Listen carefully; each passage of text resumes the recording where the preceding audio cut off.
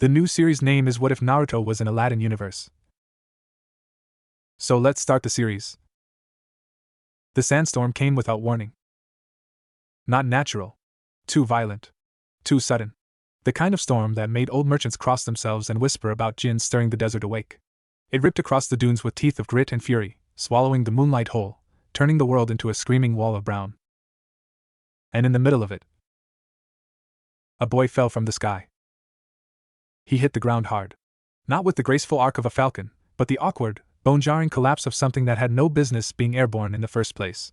His body carved a shallow trench in the sand before rolling twice, 3 times, coming to rest against a cluster of wind-scoured rocks that had probably been there since before Agrabah was a fishing village.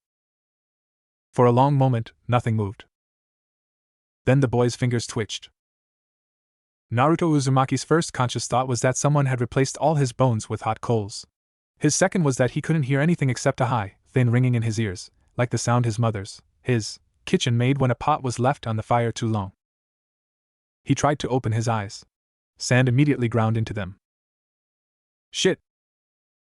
He spat grit. Rolled onto his side.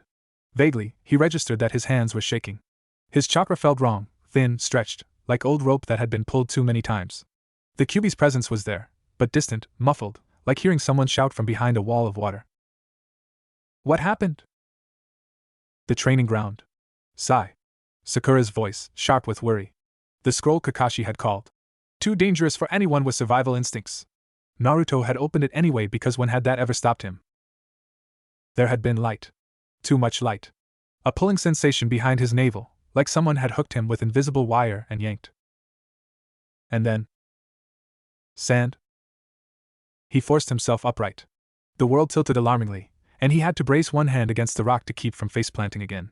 The storm was dying, he realized. What had been a solid wall of fury was now just wind. Hard wind, sure, but wind that let him see.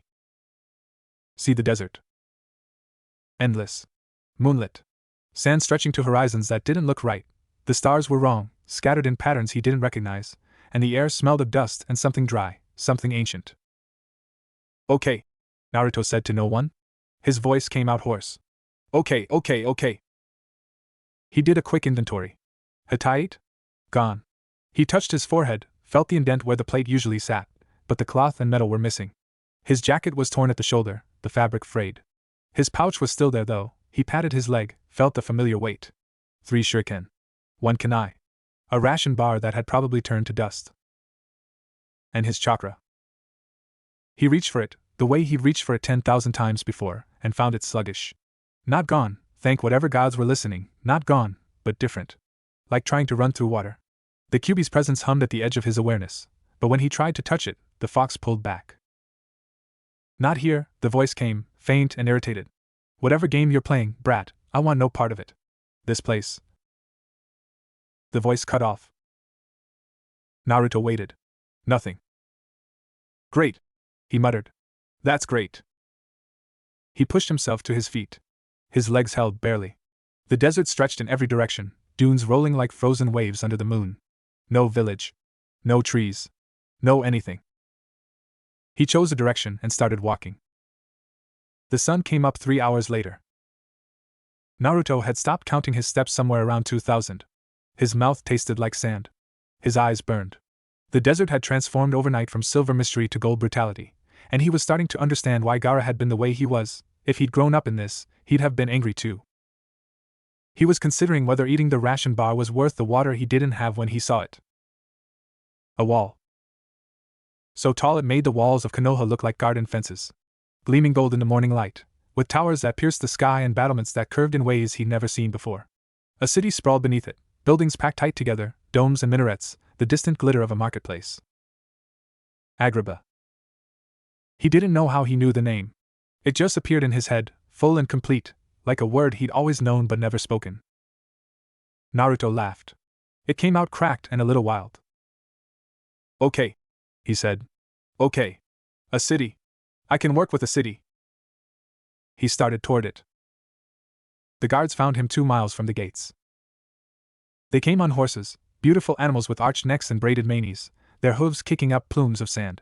There were 4 of them, wearing curved swords and expressions that suggested they'd found exactly what they'd been looking for. Halt! The lead guard pulled his horse up short, sand spraying.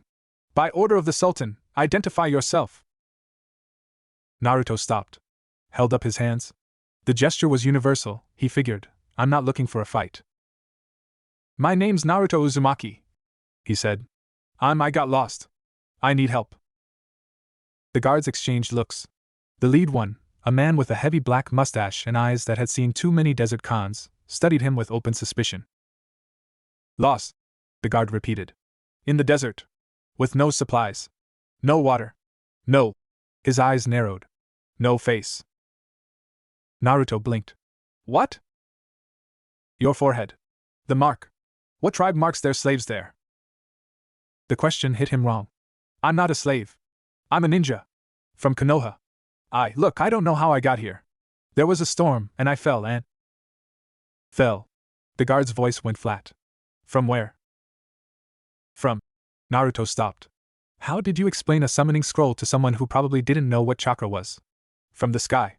I know how it sounds. But I need... The sky. The guard drew his sword. It made a sound like a whisper. Last night's storm. We lost 3 caravans to thieves. And now a man with no tribe and no name falls from the sky at our gates. I have a name. I told you my. Search him. The other guards dismoved. Naruto tensed, instinct screaming, but he forced himself to stay still. He was in a strange place, alone, without backup, without even the chakra reserves he was used to.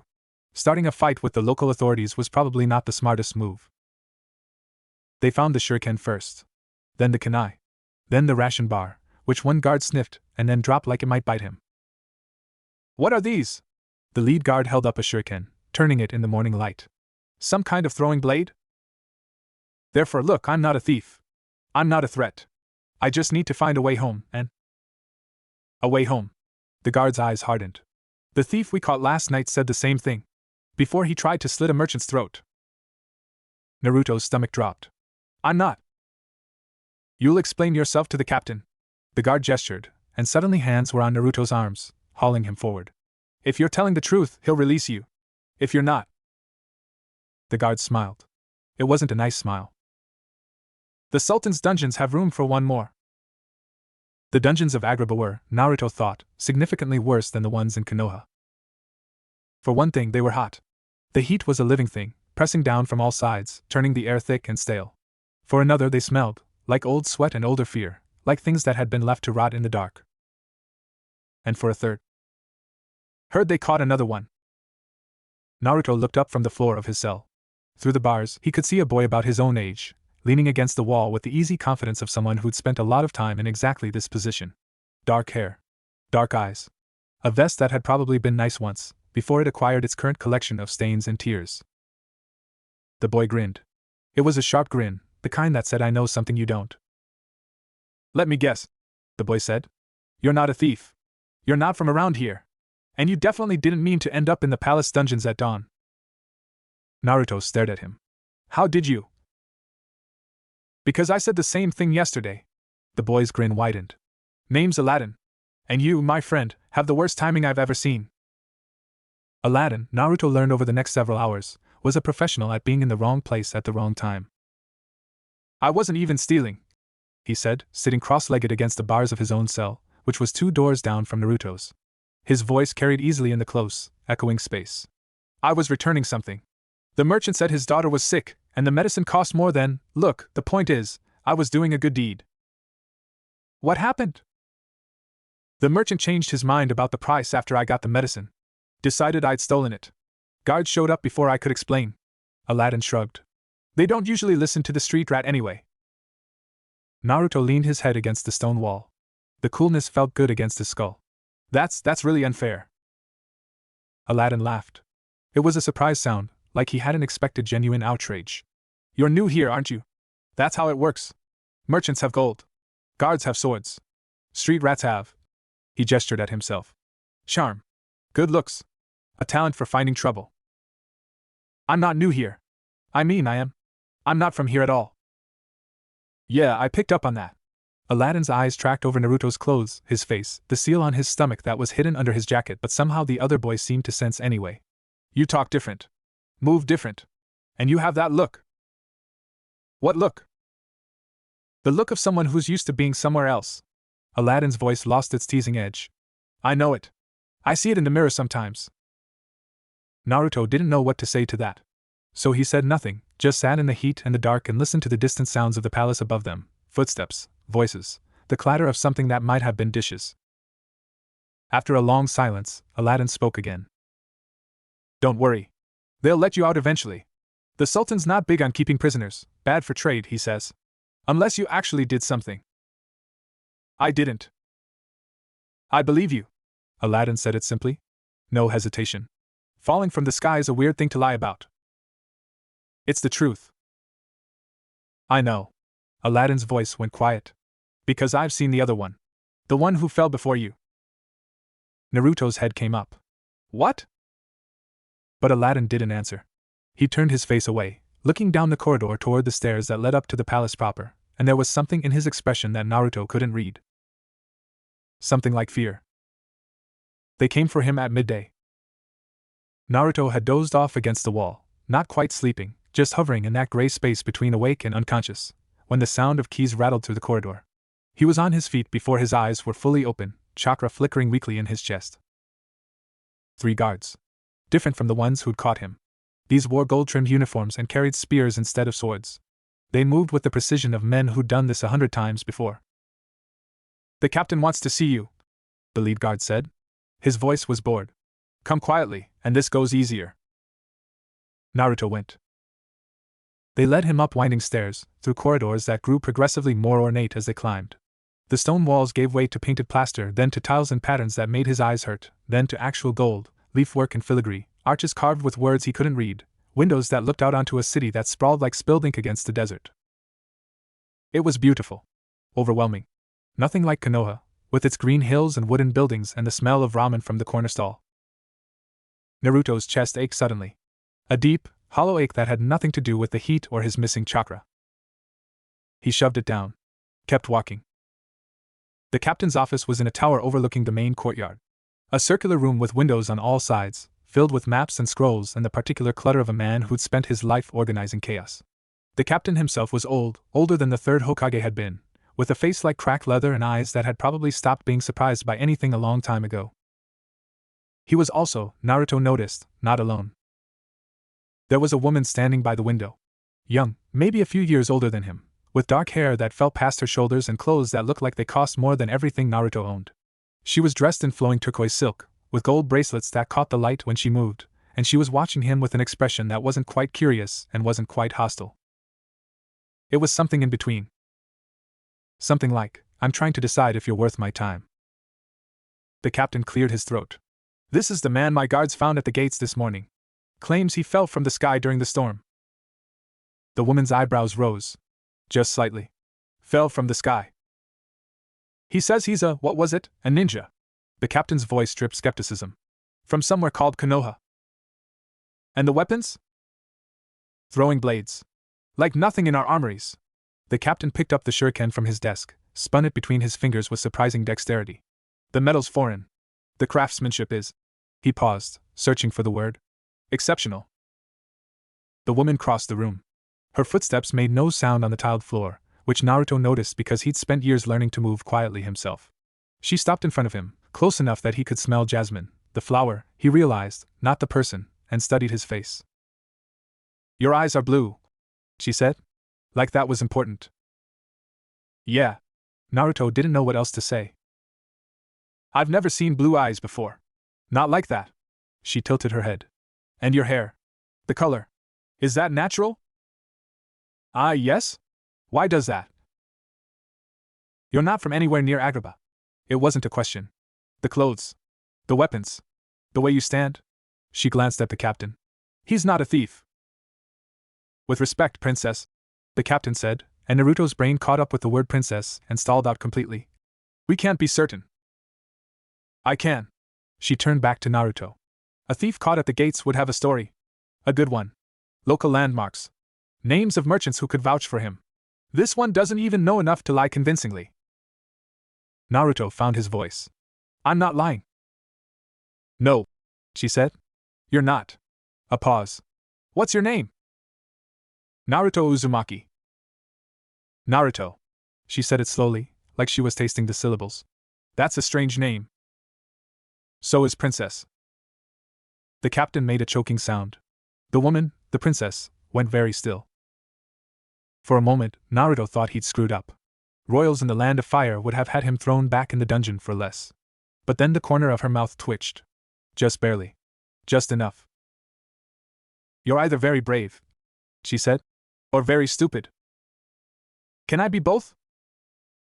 She looked at him for a long moment. Then she laughed. It wasn't a delicate laugh. It wasn't the kind of laugh he'd expected from someone dressed in silk and gold. It was surprised and a little loud, and it made her face look younger, less like a painting and more like a person.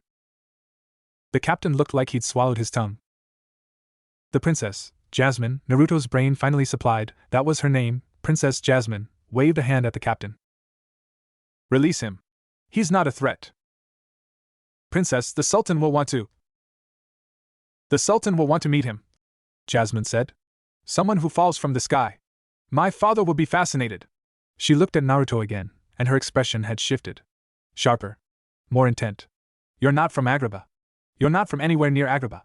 And you don't know anything about how things work here. That's accurate. She nodded slowly. Then I'll make you a deal. I'll convince my father to let you stay in the palace.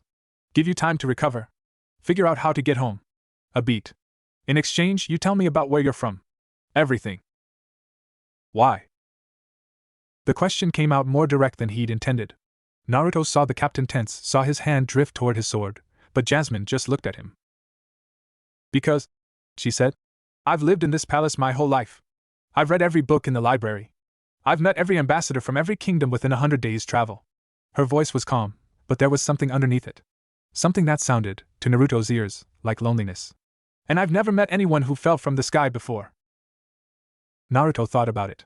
He didn't have many options. He was in a strange city, in a strange world, with no chakra to speak of and no idea how to get home. The offer was better than he had any right to expect. Deal, he said. Jasmine smiled.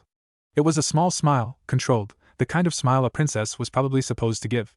But her eyes were bright. Good. Then let's go meet my father. The Sultan was not what Naruto expected. He'd met the Hokage. He'd met the Kazekage.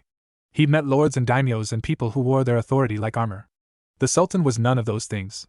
He was small and round and beaming, with a white beard that looked like it had been glued on and robes that kept getting tangled in his feet as he hurried across the throne room to meet them. You're the one who fell from the sky. The Sultan grabbed Naruto's hands before anyone could stop him. His grip was surprisingly strong. Jasmine told me. During the storm. My guards said you just appeared, right out of the sand. Naruto looked helplessly at Jasmine, who was watching with an expression that might have been amusement. Yes? Extraordinary. Absolutely extraordinary. The Sultan released his hands and clapped his own together. We haven't had a skyfaller in, well, ever. The astronomers will want to talk to you. And the scholars. And Jasmine, dear, have you fed him? He looks half-starved. I'm fine. Nonsense, nonsense. Razul. The Sultan waved at a guard. Have the kitchen send up food. The good food. And he turned back to Naruto, suddenly serious. You're not hurt? The guards they didn't hurt you, did they? Naruto blinked. No. They were just doing their job. The Sultan's face creased with relief. Good, good. I told them to be careful. A man who falls from the sky might be fragile. Like an egg. He nodded sagely. You mustn't drop him, I said. He might crack. Jasmine made a sound that might have been a laugh, quickly suppressed. Naruto found himself smiling. It was the first time he'd smiled since he'd woken up in the desert. I don't think I'll crack, Your Majesty. Sultan. Just Sultan. The old man beamed. We're not formal here. Not with skyfallers. He paused. What should I call you? Naruto. Naruto. The Sultan tested the name, rolling it around. Naruto. That's a good name. Strong. Like a. He floundered. Like a very strong person. The food, father. Jasmine prompted gently. Right. Food. The Sultan turned and bustled toward a side door, nearly tripping over his robes again. Come, come. We'll eat, and you'll tell me everything about falling from the sky, and then we'll figure out what to do with you. Naruto followed. Jasmine fell into step beside him, close enough that her sleeve brushed his arm. "You're handling this better than most," she said quietly. "The ones who get dragged in front of my father usually stammer. He's nice. He's the best man I know." There was warmth in her voice, real warmth, the kind that came from somewhere deep. "He's also completely incapable of running a kingdom. Which is why—" She stopped, shook her head. "Never mind. That's not your problem." Naruto glanced at her. There was something in her voice when she'd stopped, something that sounded like resignation. Like she'd started to say something true and then decided it wasn't worth finishing. He knew that sound. He'd heard it in his own voice more times than he could count. "Hey," he said. "If you want to talk about it." "I don't."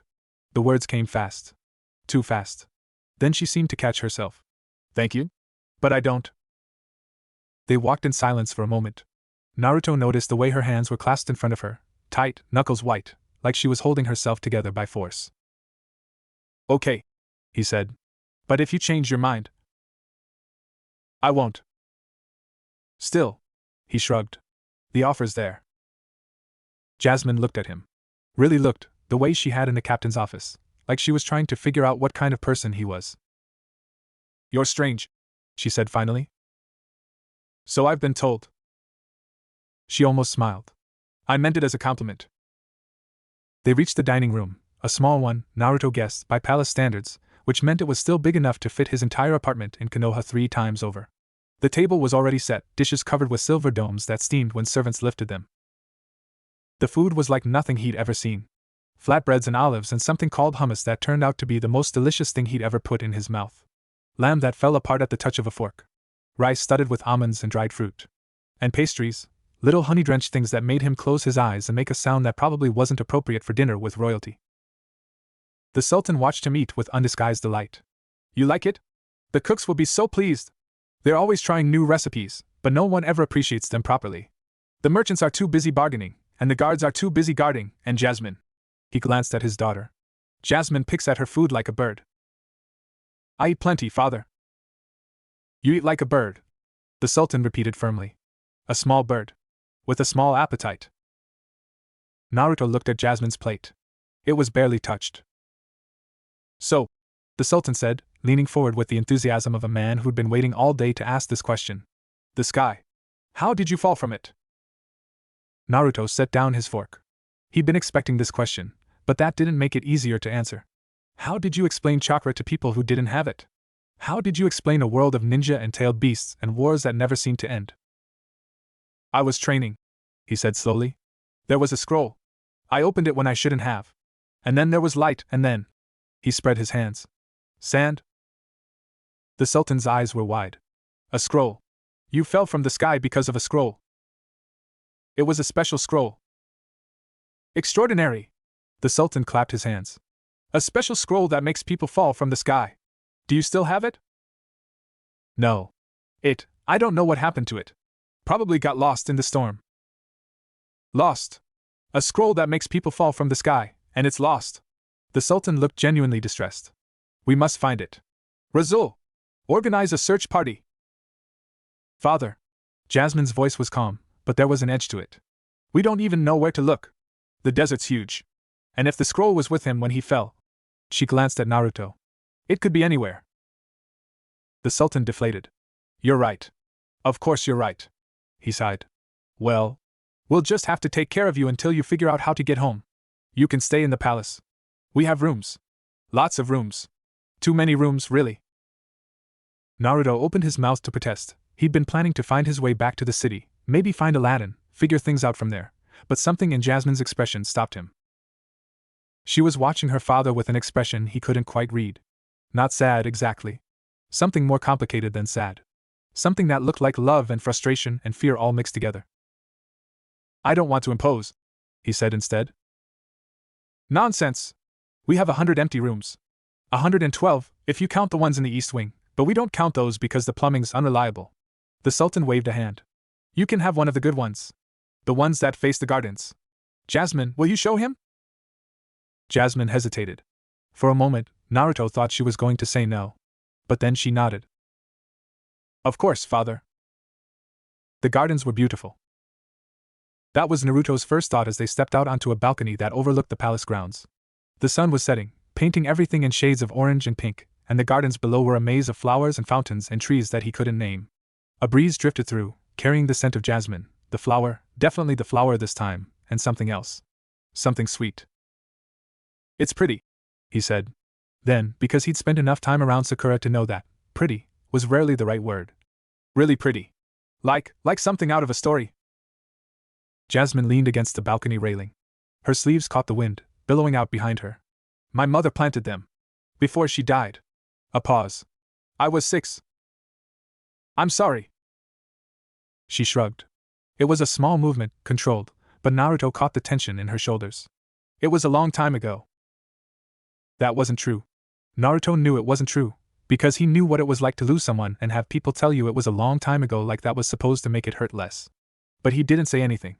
Just stood beside her and watched the light fade. You're not going to ask what happened? Jasmine said after a while. It's not my business. You're the first person who said that. She turned to look at him. Everyone else wants to know. The ambassadors, the viziers, the guards. They all want to know the story. How the Sultan's wife died. What it did to him. What it did to me. Naruto met her eyes. Do you want to tell me? She held his gaze for a long moment. Then she looked away. No, she said. Not yet. They stood in silence as the last light drained from the sky. The gardens below grew shadowed, the fountains turning from gold to silver in the moonlight. Somewhere in the palace, someone was playing music, a stringed instrument, soft and melancholy. This isn't your home, Jasmine said eventually. It wasn't a question. No. Do you want to go back? Naruto thought about Konoha. About the ramen stall. About Sakura's lectures and Kakashi's lazy smile, and the way Sasuke's absence was a hole in the world that nothing could fill. About the Hokage's office and the training grounds and the memorial stone. Yeah, he said. I do. Jasmine nodded. Her hands were clasped on the railing again, white-knuckled. Then I hope you find a way, she said. No one should be trapped somewhere they don't want to be. The words hung in the air. Naruto looked at her profile, the sharp line of her jaw, the way her hair moved in the wind, the set of her mouth. Trapped. She hadn't said she was trapped, but she hadn't said she wasn't either. He thought about her father, beaming and bumbling and clearly loved. About the guards who treated her orders like law. About the way she'd laughed when he'd called her princess, like it was a joke. Someone trapped in a place that calls itself home. I'll tell you about my home, Naruto said suddenly. If you want. About the ninja stuff. The villages. He hesitated. The wars. Jasmine turned to look at him. Wars? We've had a lot of them. Big ones. Little ones. Ones that started for good reasons and ones that started for stupid ones. He shrugged. It's not all fighting. There's good stuff too. Ramen. Festivals. The way the village looks when the cherry blossoms are blooming. He paused. The memory hit him harder than he'd expected. The pink petals drifting down over the Hokage monument, Iruka-sensei's voice calling him to dinner, the warmth of a place that had taken him years to learn to call home. It's just. He stopped. Started again. It's just that you asked? About where I'm from. And I thought maybe you'd want to know about something that's not here. Something different. Jasmine was quiet for a long time. The music drifted up from somewhere below, the notes curling through the garden like smoke. Yes, she said finally. I'd like that. She didn't smile. But something in her face changed. Softened. The white-knuckled grip on the railing relaxed, just a little. Naruto sat down on the balcony floor. He didn't ask if she wanted to sit too, he just did it, leaning back against the wall and looking up at the stars that were all wrong, that didn't match any constellations he knew. Okay, he said. So, there's this thing called chakra. It's like energy. Everyone has it, but ninja learn to use it. To make it do things. Jasmine sat down across from him. Not on the chair next to the balcony, not on the cushions arranged for guests. On the floor. Like he was doing. Her silk dress pulled around her, probably getting ruined, but she didn't seem to care. What kind of things? She asked. Naruto grinned. You want the long version or the short version? The long version. Okay. So it starts with this guy called the Sage of Six Paths, which sounds like a made-up name but apparently isn't, and he talked. About chakra and ninja and the villages that had grown up around the wars. About the academy and the bell test and the way Kakashi-sensei always pretended to be reading his book but was actually watching them the whole time. About Sakura's temper and Sai's terrible jokes and the way the sun looked when it set over the Hokage mountain. He didn't talk about the Kyuubi. Didn't talk about Sasuke.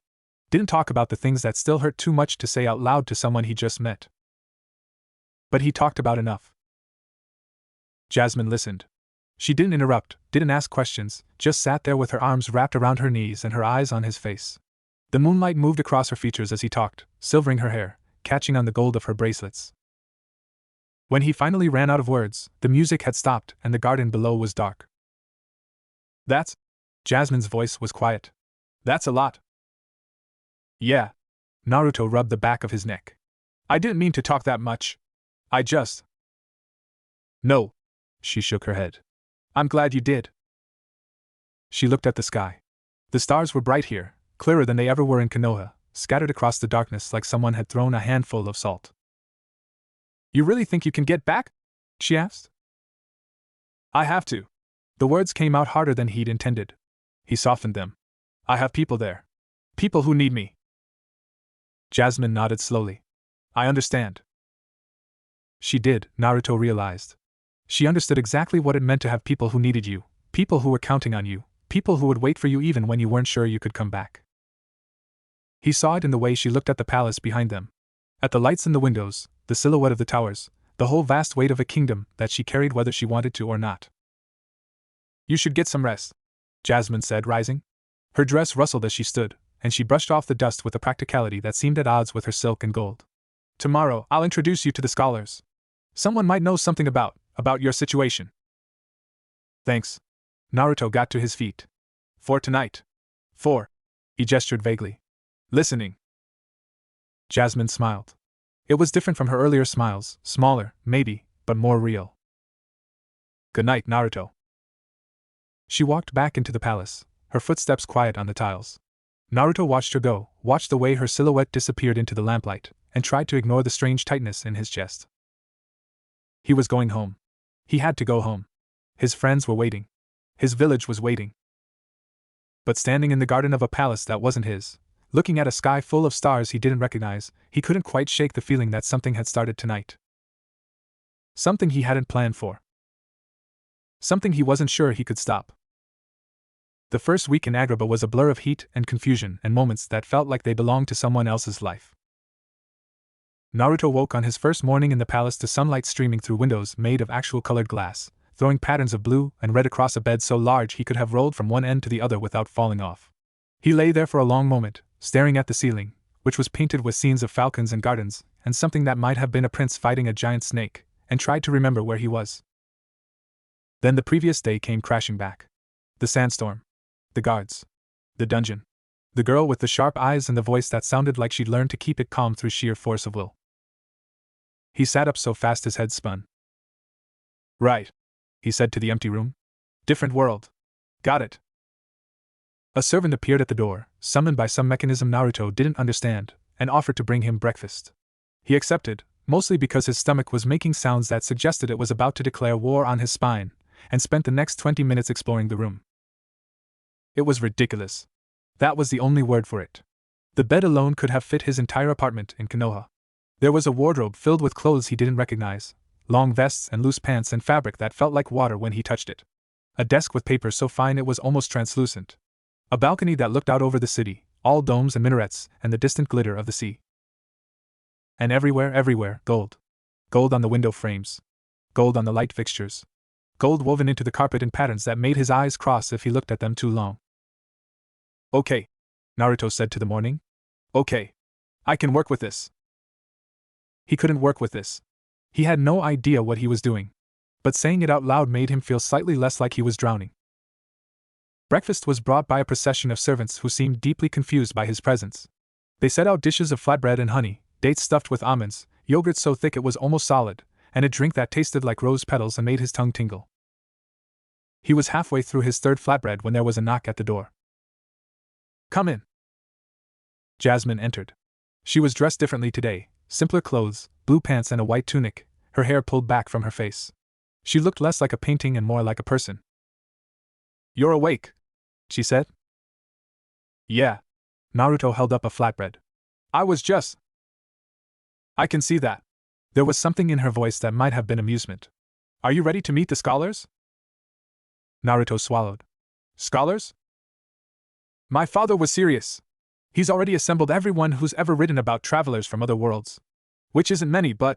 She shrugged. It's a start. The scholars were less helpful than Naruto had hoped. They were old men, mostly, with long beards and longer robes, who squinted at him like he was a specimen they'd like to dissect. They asked questions about the scroll, what it looked like, what it felt like, what language it was written in, and wrote down his answers on wax tablets with expressions of profound disappointment. Nothing in the libraries, the head scholar said finally. He was a man named Fazal, with kind eyes and a voice that suggested he'd spent too many years whispering in dusty rooms. There are references to travelers who came from elsewhere, but no methods for reproducing the journey. No maps. No guides. So there's no way back, Naruto said. His voice came out flatter than he'd intended. I didn't say that. Fazal adjusted his spectacles. I said there are no known methods. That doesn't mean the knowledge doesn't exist. It means we haven't found it yet. Naruto looked at Jasmine. She was standing by the window, half turned away, her face unreadable. How long? He said carefully. Does not yet usually take? Fazal's silence was answer enough. The days that followed fell into a pattern. Mornings with the scholars, learning nothing. Afternoons exploring the palace, which was larger and more confusing than any building Naruto had ever been in. Evenings on the balcony, watching the sunset turn the desert from gold to red to purple to black. And Jasmine. She appeared at odd times, during his meals, in the gardens, in the corridors that wound through the palace like the inside of a shell. She asked questions. She listened. She told him about Agrabah, its history, its politics, its place in a world that was wider than Naruto had ever imagined. You have kingdoms, she said one afternoon, sitting on the edge of a fountain in the garden. We have city-states. Agrabah is the largest, but there are others. Odoriferous. Baldur. The 7 deserts. She gestured vaguely. Everyone trades with everyone. Everyone wants something from everyone else.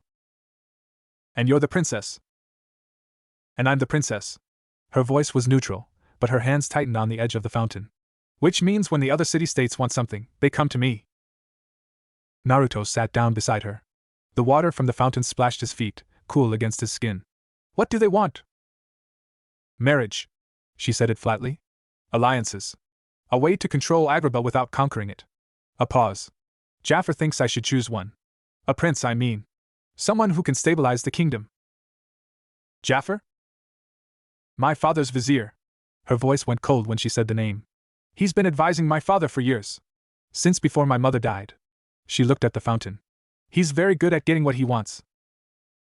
There was something in her voice that made Naruto's instincts prickle. You don't like him. I don't trust him. She turned to face him. There's a difference. Naruto thought about the people he didn't trust. Orochimaru. Danzo. The elders who'd looked at him like a weapon to be pointed and fired. What does he want? I don't know. Jasmine's brow furrowed. Power, probably. He already has more than anyone except my father. But it's never enough for people like him, is it?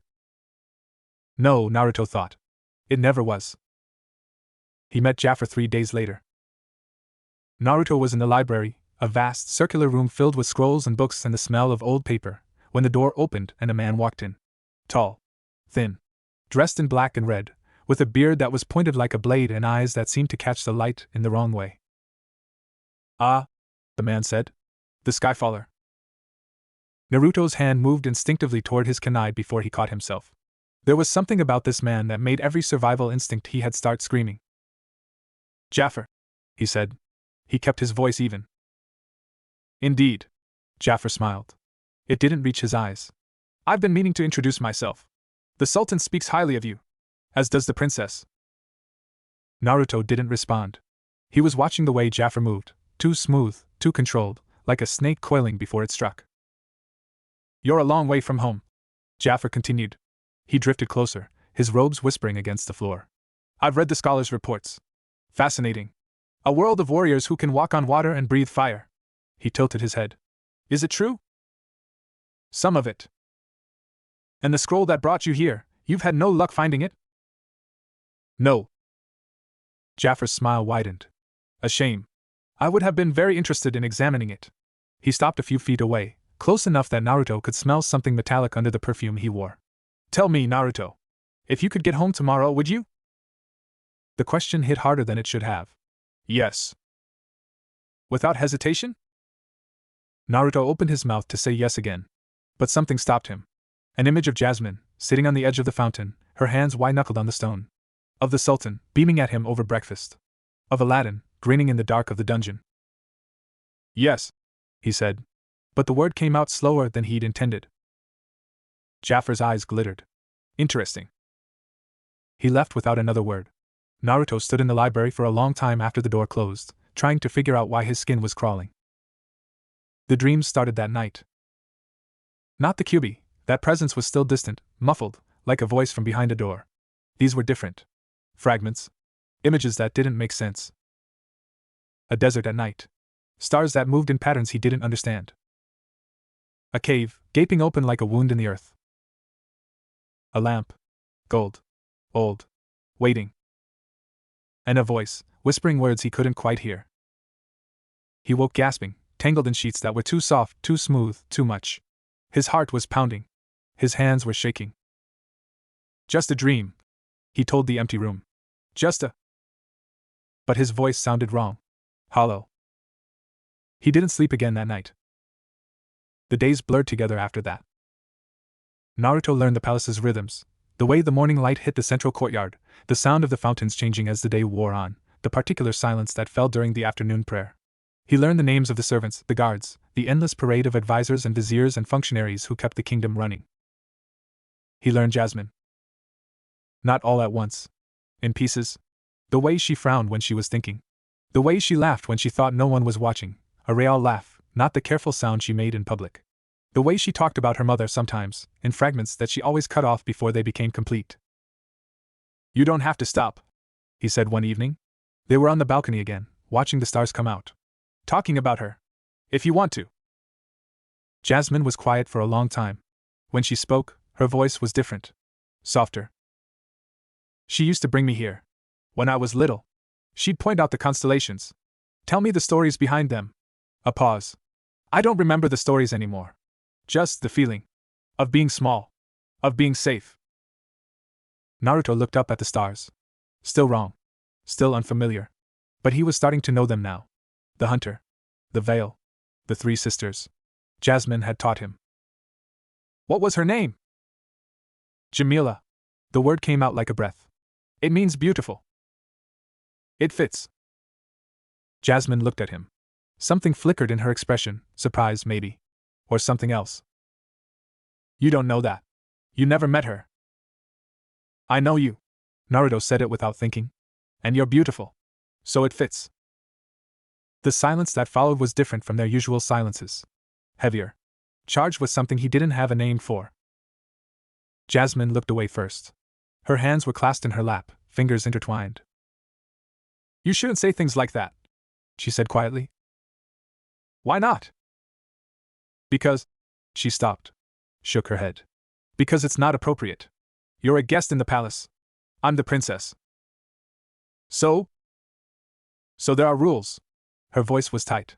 There are always rules. Naruto thought about the way she talked about the princes who came to court her. The way her voice went flat when she described their gifts, their speeches, their carefully rehearsed compliments. The way she looked at the walls of the palace like they were getting smaller every day. Rules are stupid, he said. Jasmine laughed. It was a startled sound, half strangled. You can't say that. I just did. Being a princess means you're trapped. The words came out before he could stop them. In a palace. In rules. In things other people decided for you. Jasmine's face went still. You don't know anything about. I know what it's like to be alone. Naruto met her eyes. To have people look at you and see something you're not. To want something so bad it hurts, and not be able to get it because of things you can't control. He hadn't meant to say that. Hadn't meant to go anywhere near that. But the words were out now, hanging in the air between them. Jasmine stared at him. Her eyes were bright in the moonlight. Who are you? She asked. Not suspicious. Not demanding. Just curious. Like she was asking something she'd been wondering for a long time. I'm nobody, Naruto said. I'm just a guy from a village you've never heard of, who fell out of the sky. That's not what I meant. I know. She held his gaze for a long moment. Then she reached out and touched his hand. Just her fingertips, light against his skin. I'm sorry, she said. For whatever happened to you. For whatever made you understand. Naruto didn't pull away. He should have. He knew he should have. But her hand was warm, and the night was quiet, and for the first time since he'd woken up in the desert, he didn't feel completely alone. Maybe, he said. We both understand. Jasmine's fingers tightened on his. Just slightly. Just enough. Maybe, she whispered. We do. Something shifted after that night. Not dramatically. Not in the way stories made it seem. There was no sudden realization, no sweeping gesture, no dramatic confession. Just small things. A look that lasted a moment too long. A brush of hands when they passed each other in a corridor. The way Jasmine started seeking him out, not for the scholars or the tour of the palace, but just to talk. And Naruto found himself seeking her too. He'd never had this. Not really. He'd had friends, allies, people who fought beside him. But this was different. This was someone who looked at him and saw him. Not the Kyuubi. Not the hero. Not the dead last who'd clawed his way up from nothing. Just Naruto. It terrified him. I don't know what I'm doing, he told the empty air one night. He was lying on his bed, staring at the painted ceiling. The snake-fighting prince stared back, frozen in eternal combat. The Kyuubi didn't answer. It rarely did these days. But Naruto could feel it there, a warmth at the edge of his consciousness, watching. Waiting. You're a fool, the fox had said once, before the silence had settled. Falling for a princess from a world that isn't yours. It hadn't been cruel. It had been, almost gentle. Which was worse, somehow. I'm not falling, Naruto had said. The Kyuubi had laughed. It was a dry sound, like wind over sand. You already have, boy. You just haven't admitted it yet. The admission came, as most things did, when he wasn't expecting it. It was the 10th day. 2 weeks since he'd fallen from the sky. He was in the gardens, sitting under one of the jasmine trees. He'd learned to recognize them now, the small white flowers that bloomed even in the heat, when Jasmine appeared. She was upset. He could tell before she even spoke. The set of her jaw, the way her hands were clenched at her sides, the particular tightness around her eyes. What happened? Jaffer. She sat down beside him, not on the bench, but on the ground, her back against the trunk of the tree. He's convinced my father that I need to marry. Soon. Within the month. Naruto's stomach dropped. Who? That's the problem. No one's been chosen yet. Jaffer wants to help with the selection.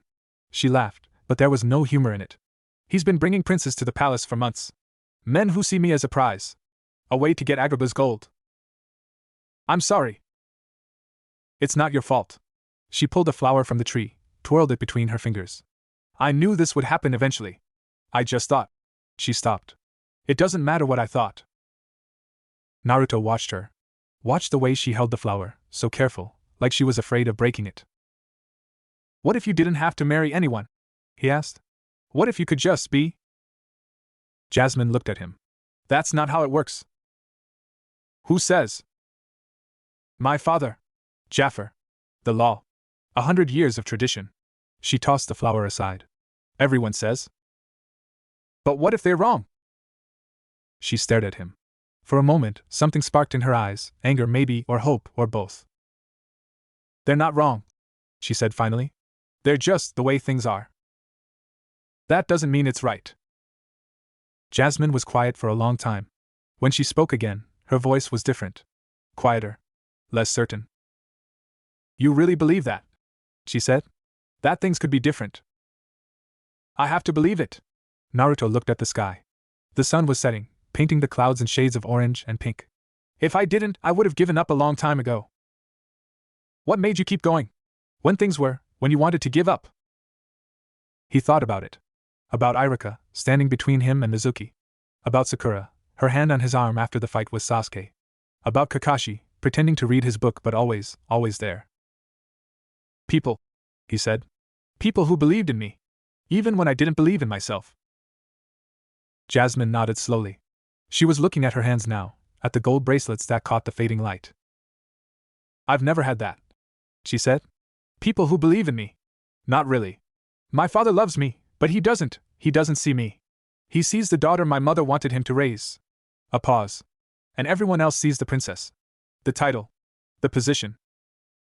Naruto shifted, turning to face her fully. "I see you." The words came out before he could stop them. He saw Jasmine's breath catch, saw her eyes widen just slightly. "I see you," he repeated, quieter this time. "Not the princess. Not the title. You." She didn't respond. For a moment, neither of them moved. The garden was quiet around them, the fountains murmuring, the last light of day fading to purple. Then Jasmine reached out and took his hand.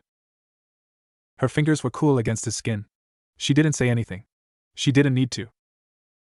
They sat like that as the stars came out, hand in hand, either of them willing to be the first to let go. Naruto slipped out of the palace 3 nights later. It wasn't difficult. The guards had patterns, rhythms, gaps that anyone with even basic stealth training could exploit.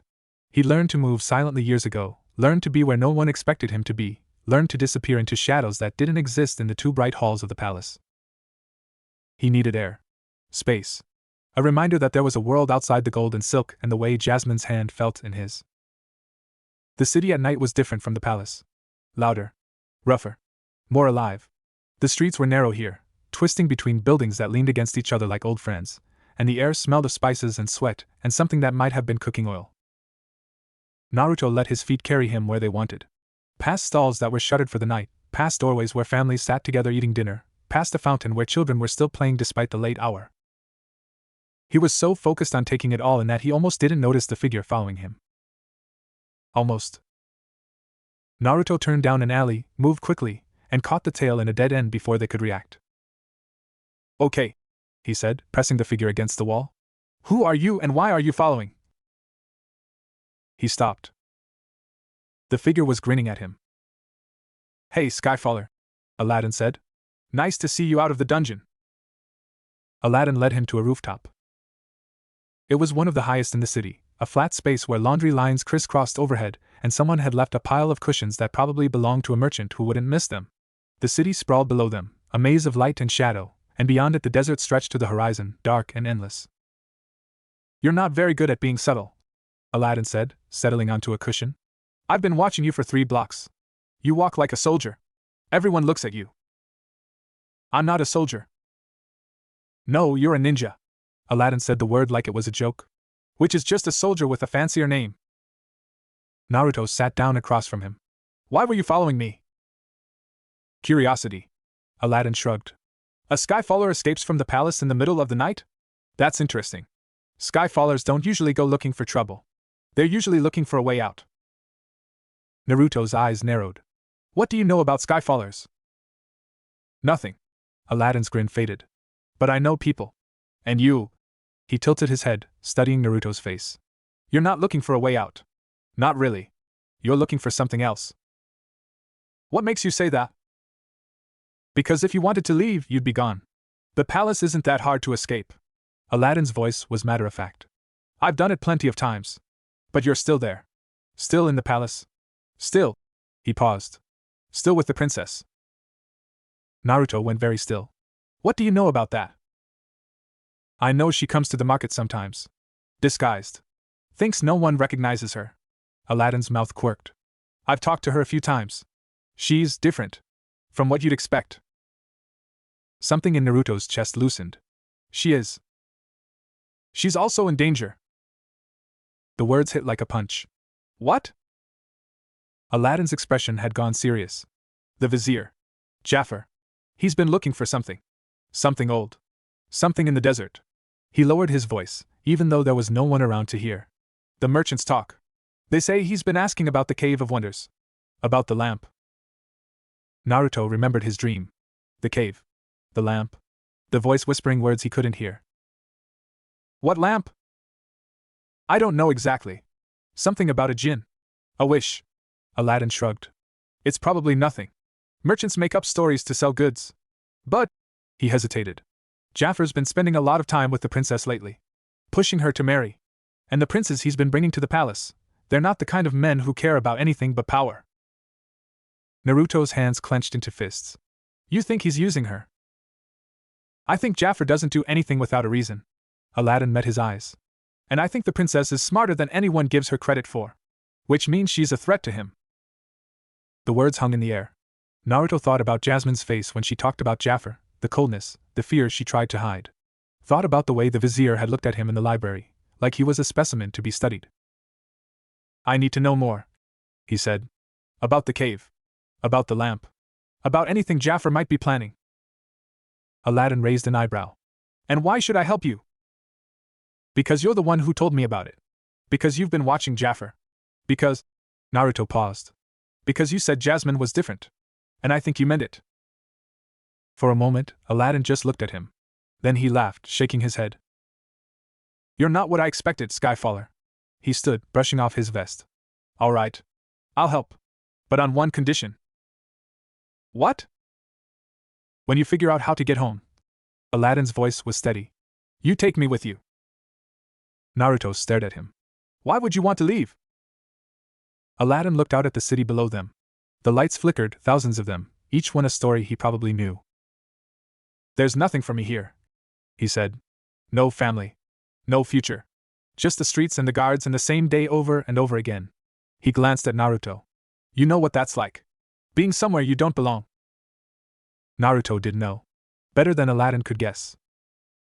Deal, he said. They shook on it. Aladdin's grip was firm, calloused, the grip of someone who'd worked for everything he had. Tomorrow night, Aladdin said. Meet me at the fountain in the merchant's quarter. I'll tell you what I know. He was gone before Naruto could respond, disappearing into the shadows of the rooftop with a grace that spoke of years of practice.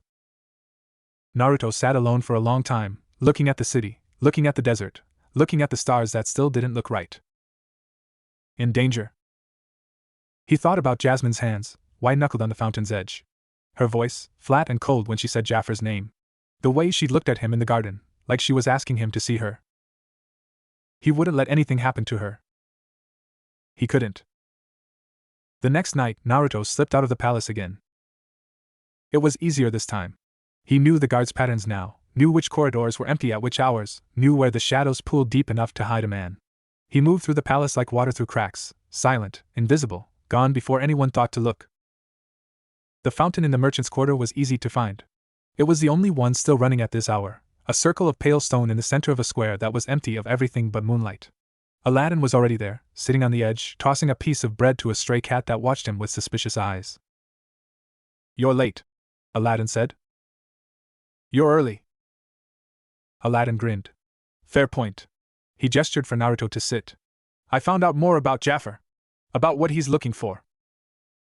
Naruto sat. Tell me. There's a legend. Old. Older than Agrabah. About a cave in the desert. A cave that holds a lamp. An ordinary-looking lamp, nothing special. But inside. Aladdin's voice dropped.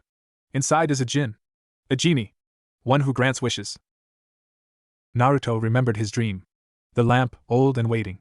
The voice, whispering words he couldn't hear. Wishes. 3 wishes.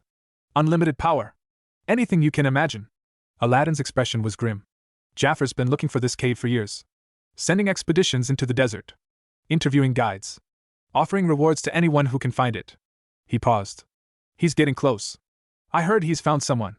A guide. A man who knows the desert better than anyone. Who? I don't know his name. Just that he's old. Crazy. The kind of man who talks to the sand. Aladdin shrugged. The merchants say he's been seen at Jaffer's palace. Several times. Naruto's mind was racing.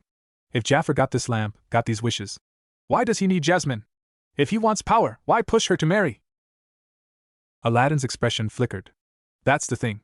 The lamp, it's not that simple. The legend says that only one person can enter the cave. One person who's worthy. And… he hesitated.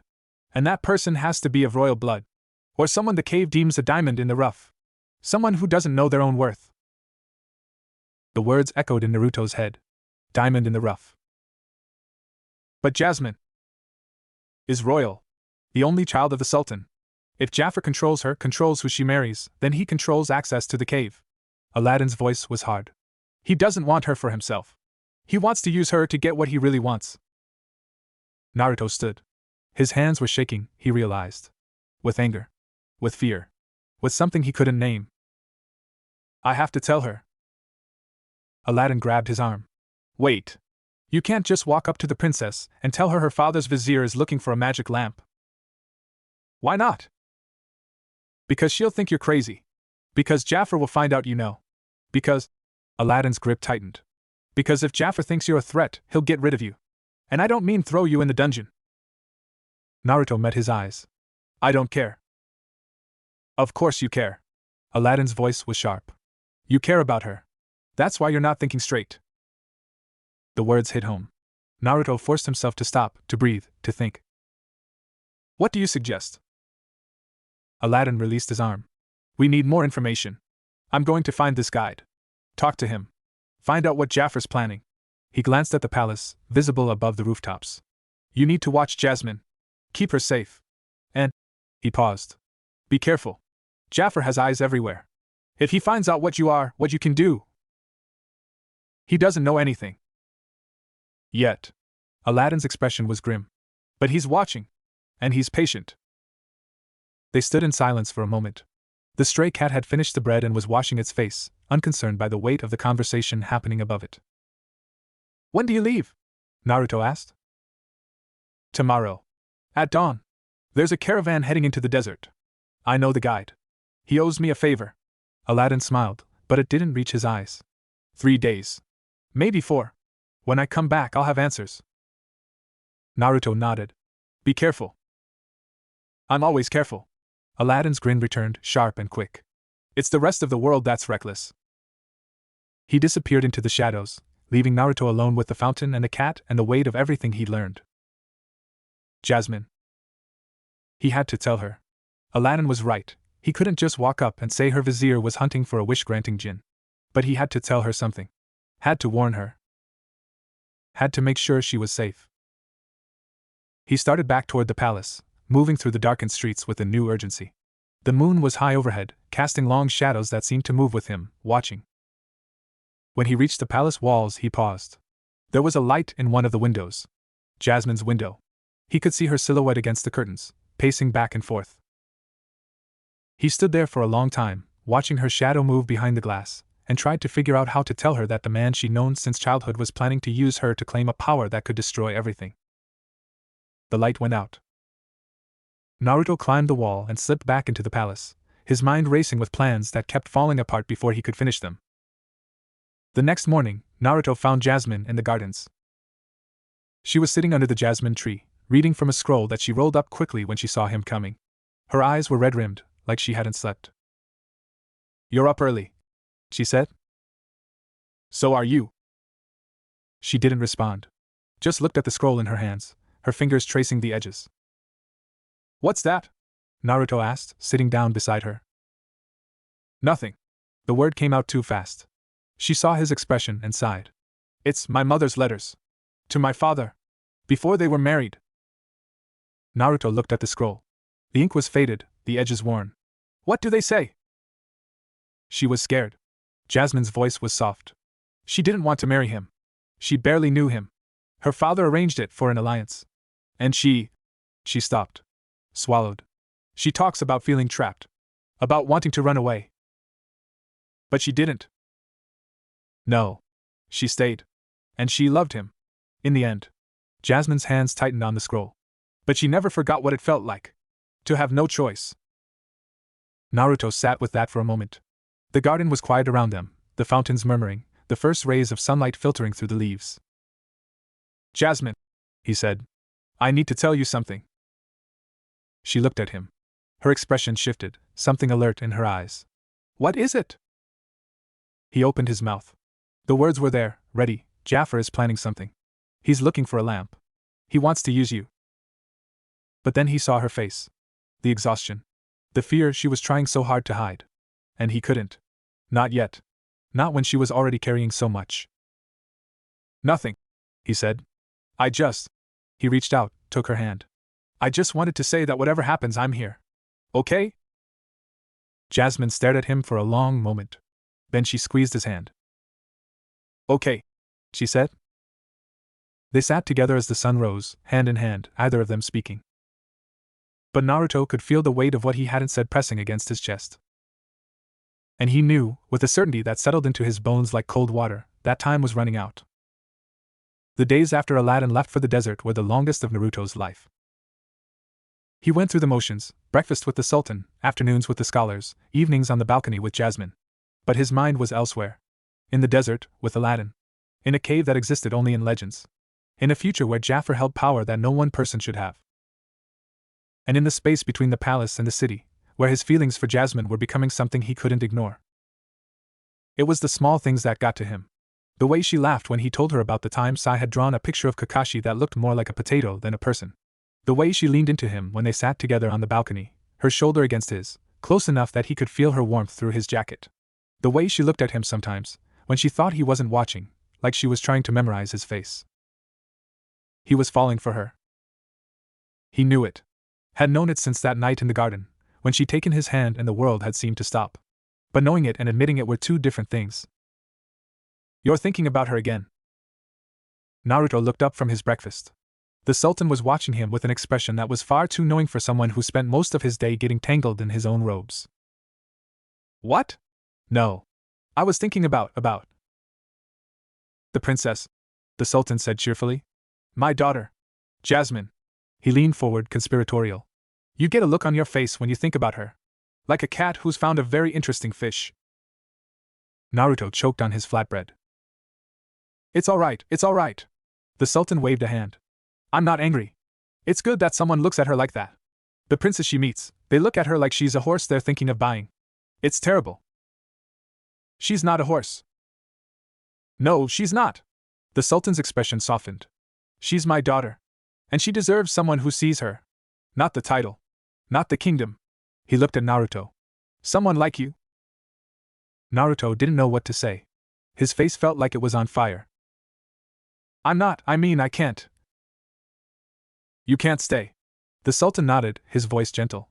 I know. Jasmine told me. You're looking for a way home. Yes. And when you find it, you'll go. Naruto wanted to say no. The word was there, on his tongue, waiting to be spoken. But it would have been a lie. He had to go back. Konoha needed him. His friends needed him. Didn't they? Your Majesty. Sultan. Just Sultan. The old man smiled. And I'm not asking you to make any promises. I'm just saying. He paused. I'm glad you're here. Even if it's only for a little while. He reached across the table and patted Naruto's hand, then got up and shuffled out of the room, leaving Naruto alone with his thoughts and his half-eaten breakfast and the weight of something that felt very much like a blessing he didn't deserve. The message came that night. Naruto was on the balcony, trying to meditate, something he'd been doing more of lately, trying to touch his chakra, trying to feel the Kyuubi's presence beyond the muffled silence, when something landed at his feet. A piece of cloth. Tied around a stone. He picked it up, hands already moving to untie it. The cloth was torn, dirty, the edges singed. And written on it, in charcoal that was smudged and barely legible. Found the cave. Jaffer knows. Coming back. Meet me at the fountain. Midnight. Naruto's heart stopped. Jaffer knows. He looked at the palace. At the lights in the windows. At the silhouette of Jaffer's tower, dark against the stars. Coming back. He didn't wait. He was over the balcony railing before he'd finished thinking, dropping to the garden below, moving through the shadows like the ninja he was. The guards didn't see him. No one saw him. He ran through the city, his feet finding the path without thought, his heart pounding in his chest. Jaffer knows. Jaffer knows. Jaffer knows. The fountain in the merchant's quarter was empty. Naruto stood in the moonlight, waiting, watching, his hand on the kunai he'd started carrying again. The minutes passed. 10. 20. 30. And then Aladdin appeared. He came from the shadows, moving like a wounded animal, one arm wrapped around his ribs, his face pale and streaked with sand. His clothes were torn. His eyes were wide. Aladdin! The cave. Aladdin's voice was hoarse. I found it. But Jaffer's men were there. He stumbled. Naruto caught him, lowered him to the edge of the fountain. They what? Took the guide. Took my pack. Everything. Aladdin's breath was coming in gasps. I barely got away. Naruto's mind was racing. Did they see you? Do they know it was you? I don't think so. There was a sandstorm. I used it too. Aladdin coughed, a wet, rattling sound. Naruto. The cave. It's real. The lamp is real. And Jaffer, he knows how to get in. He just needs. He stopped. His eyes went to the palace. Jasmine, Naruto said. Aladdin nodded. He needs royal blood. Or someone the cave will accept. He grabbed Naruto's arm, his grip surprisingly strong for someone who looked like he was about to pass out. You have to warn her. Tonight. Before. A sound echoed through the square. Voices. Shouting. Aladdin's face went white. They followed me. Naruto was already moving. He pulled Aladdin to his feet, dragged him into the shadows of a nearby building. They pressed themselves against the wall as torches flickered in the entrance to the square. Guards. A dozen of them. And in the center. Jaffer. The vizier walked through the square like he owned it, his red and black robes trailing in the dust, his face calm and unreadable. He stopped at the fountain, touched the water with one long finger, and smiled. I know you're here, he said. His voice carried across the square, soft and certain. You found the cave, didn't you? You saw it. And you came back to tell the Skyfaller. Naruto's hand tightened on his kunai. Come out, Jaffer said. Come out, and I'll let you live. Stay hidden and… He shrugged. Well, the princess would be so disappointed if anything happened to her new friend. Naruto's blood went cold. Jaffer knew. He knew about Naruto. He knew about the messages. He knew. Run, Aladdin whispered. Run and I'll… No. Naruto's voice was low. You're hurt. You can't. 3 wishes, Aladdin said. His eyes were bright, feverish. If he gets that lamp, he gets 3 wishes. Do you know what he'll do with them? What he'll do to her? Naruto didn't know. He'd seen men like Jaffer before. Men who wanted power for its own sake, who would burn the world to get it. Take care of her, Aladdin said. He pushed himself away from the wall, steadied himself. I'll lead them away. You go to the palace. Warn her. Aladdin. Go. Aladdin moved. Not toward the square, but away, into the maze of alleyways that he knew better than anyone. The guards saw him, shouted, gave chase. Jaffer stood by the fountain for a moment longer, his eyes scanning the shadows where Naruto was hidden. Then he smiled. Find him, he said to the remaining guards. And bring me the boy. Both of them. He turned and walked away. Naruto waited until the square was empty. Then he ran. The palace was quiet when he reached it. Too quiet. The guards were at their posts, the lamps were lit, everything looked the same as it had when he'd left. But Naruto's instincts were screaming, every nerve in his body telling him that something was wrong. He went to Jasmine's room first. She wasn't there. He checked the garden, the library, the kitchens, the throne room, the scholars' quarters. Nothing. He was starting to panic. He could feel it building in his chest, a pressure that made it hard to breathe, when he heard the voice. Naruto. He spun. The Sultan was standing in a doorway, his face pale, his hands shaking. Your Majesty. Jaffer came to see me, the Sultan said. His voice was strange. Hollow. He said there was a threat to the kingdom. A thief from the city. Someone who'd been sneaking into the palace. He looked at Naruto. He said you knew him. Naruto's heart stopped. Where's Jasmine? She's in the throne room. With Jaffer. He said it was for her protection. The Sultan's hands were shaking harder now. He said she would be safe there. Until they found the thief. Naruto was already moving. He heard the Sultan call his name, heard the sound of guards starting to move, but he didn't stop. Couldn't stop. The throne room was at the center of the palace. A huge, echoing space, with columns that rose to the ceiling and a dais where the Sultan sat to hear petitions from his people. The doors were closed when Naruto reached them, flanked by guards he didn't recognize. He didn't slow down. The guards went down, 1, 2, 3, before they even knew what was happening. Naruto hit the doors at a run, chakra flaring in his chest, and they burst open like they'd been made of paper. Jasmine was standing in the center of the room. She was alone. No guards. No Jaffer. Just her, in her blue dress, her hair loose, her hands clasped in front of her like she was holding herself together. She looked at him. Her eyes were dry. "You came," she said. "Of course I came." Naruto crossed the room in seconds, stopped in front of her. "Are you okay? Did he hurt you?" "What?" "He knows." Jasmine's voice was calm, but there was something underneath it. Something that sounded like fear. "He knows about you. About Aladdin. About everything." "Where is he now?" "He left. He said he had to attend to something. In the desert." She met his eyes. "He said he would be back at dawn. With a gift for my father. Something that would change everything." The lamp. Naruto knew it with a certainty that settled into his bones like ice. Jaffer had found the guide. He knew where the cave was. And now he was going to get the lamp. "We have to stop him," Naruto said. Before he gets 3 wishes," Jasmine finished. She took a step closer. "I know. I heard him talking. To himself. When he thought I wasn't listening." Naruto stared at her. "You knew. About the lamp. About the cave." "I knew there was something. Something he wanted. Something he'd been looking for." She reached out, touched his arm. "I didn't know what it was. Not until tonight." There was something in her voice. Something that made Naruto's chest ache. "Jasmine. He's going to use me," she said. "To get into the cave. That's why he wants me to marry. Not for an alliance. Not for the kingdom. For the lamp." Her hand tightened on his arm. "He's going to use me to get what he wants. And then." She didn't finish.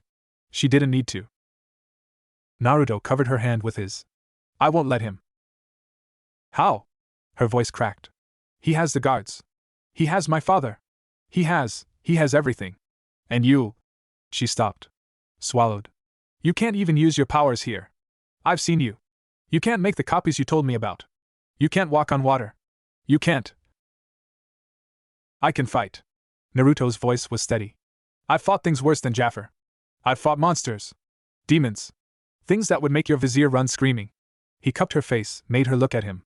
"And I've never lost anyone I cared about. Not once. Not ever." Jasmine stared at him. Her eyes were bright with tears she was refusing to shed. "You can't promise that." "I just did." She laughed. It was a wet, broken sound. "You're impossible." "So I've been told."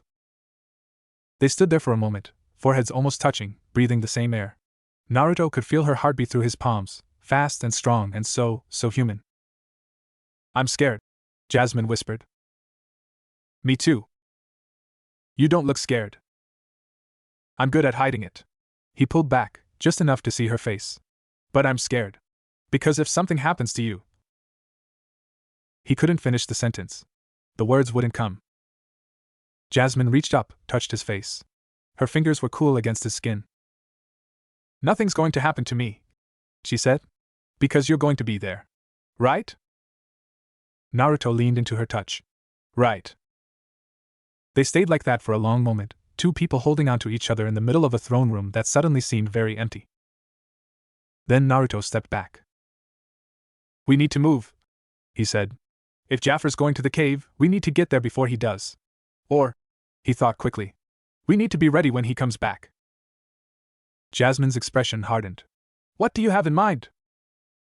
Naruto told her. They didn't have much time. Naruto explained the plan quickly, in whispers, his eyes on the doors.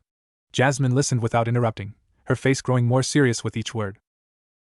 "You want to use me as bait," she said when he finished. "I want to use you as bait," Naruto agreed.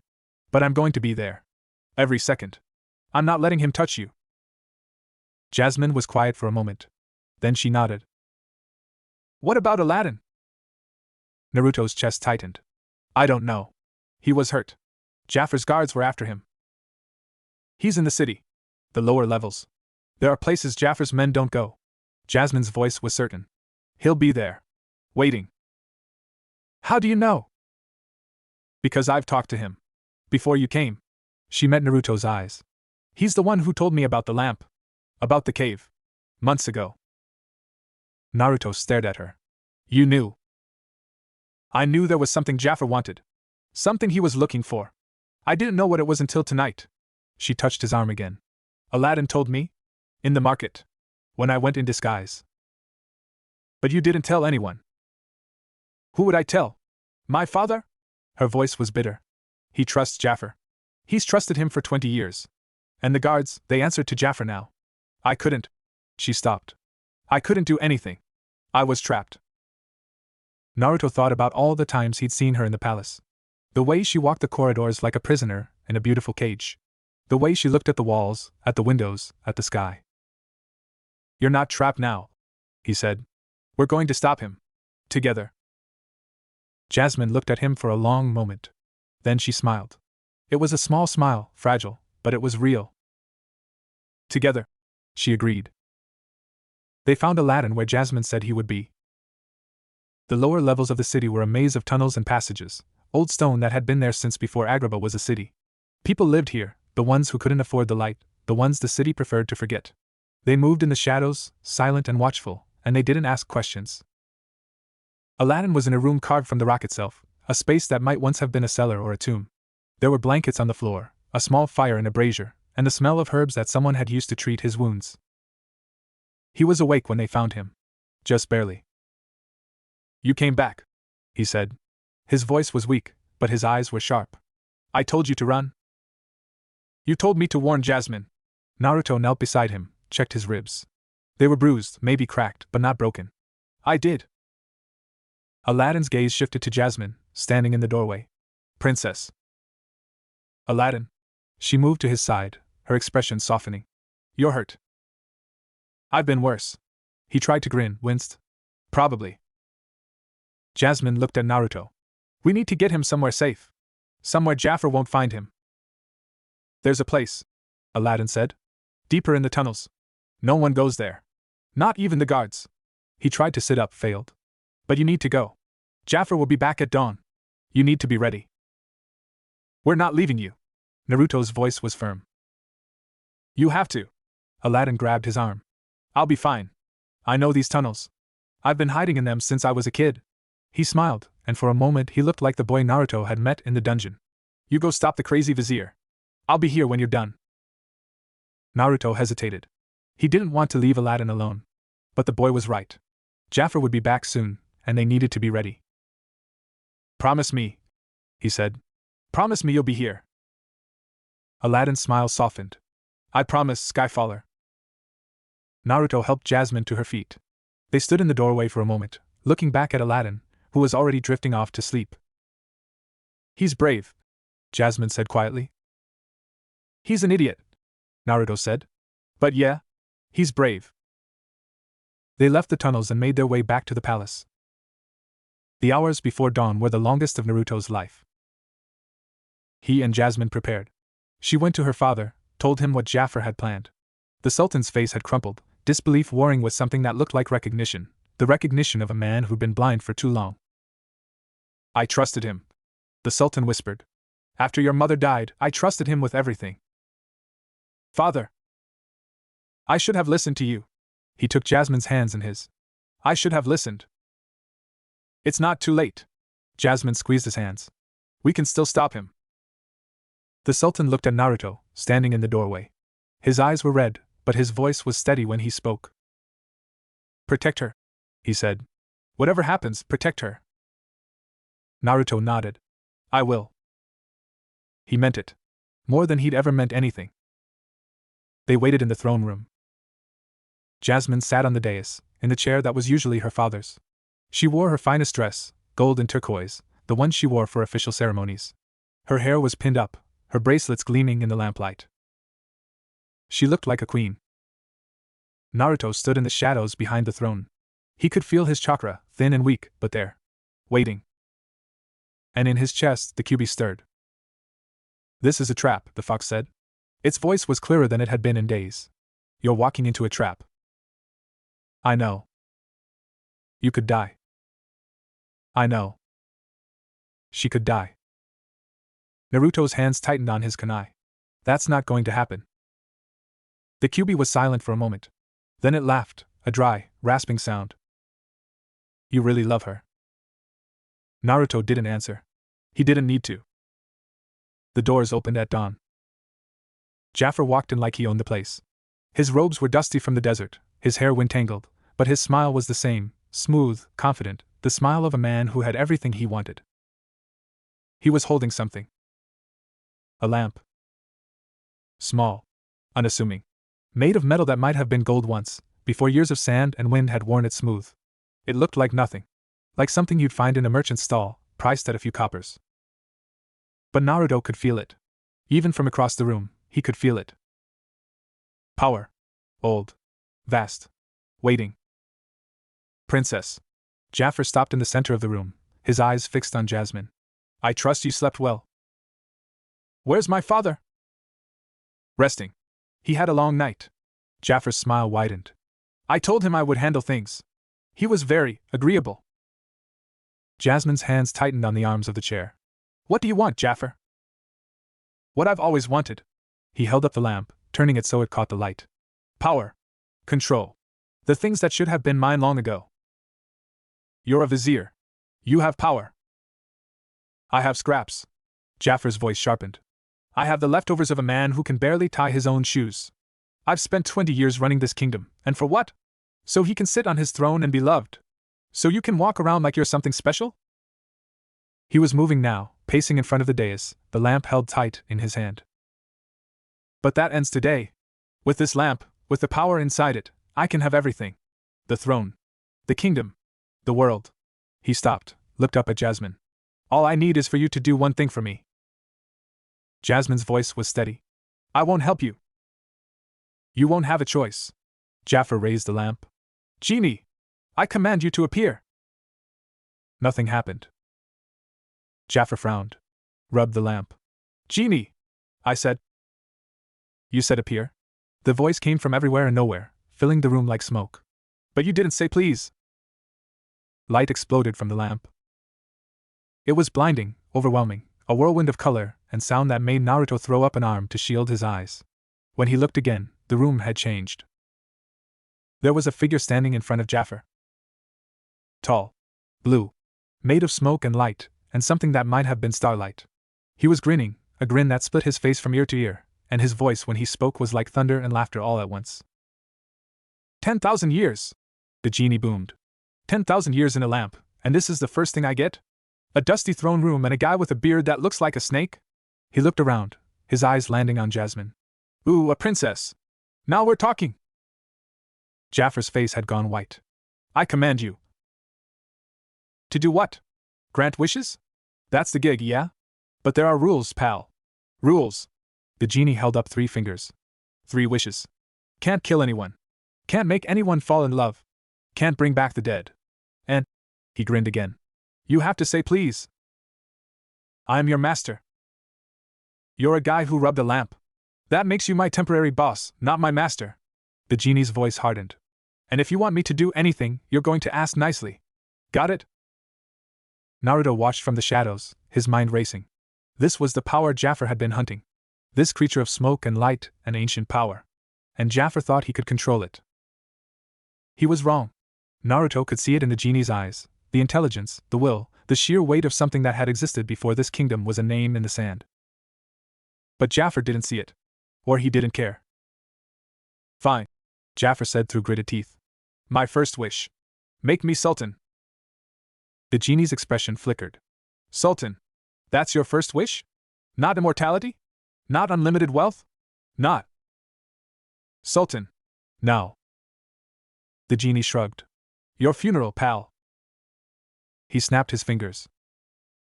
And the world changed. The transformation happened in an instant. One moment Jaffer was a vizier in dusty robes, his face pinched with ambition. The next he was more taller, larger, clothed in silk and gold, with a crown on his head and a scepter in his hand. The throne behind Jasmine shifted, grew, became something that looked like it had been built for a giant. Jaffer laughed. It was a different laugh from before, louder, wilder, a laugh that echoed off the walls and made the chandeliers shake. Sultan, he said, tasting the word. Finally. Jasmine rose from her chair. Her face was pale, but her voice was steady. Jaffer. Stop this. Stop? He looked at her, and there was something in his eyes now. Something that hadn't been there before. Why would I stop? I've only just begun. He raised his scepter.